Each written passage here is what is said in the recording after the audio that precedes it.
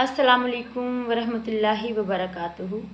खानज़ादी page के platform से एक अच्छी बात, एक अच्छी शेयरिंग के साथ आपकी खिदमत में हाज़िर हूँ।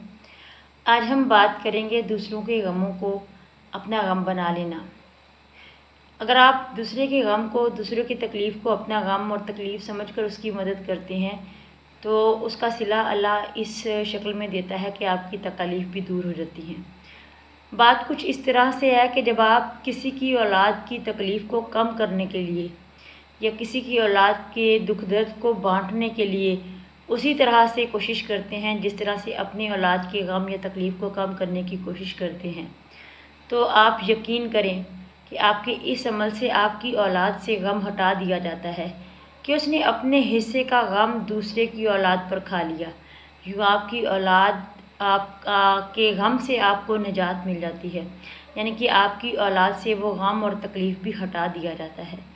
जब आप किसी बूढ़े बाप के लिए सीट से खड़े होते हैं तो आपके बाप के एहतराम के लिए खड़ा होने वाला भी उसी बस में सवार करा दिया जाता है।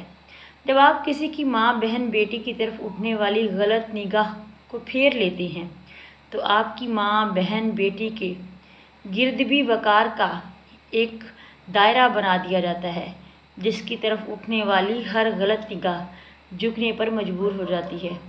इसलिए याद रखें कि दूसरों के साथ किया गया भला हमेशा लौट कर आता है और पहले से कई गुना बढ़कर।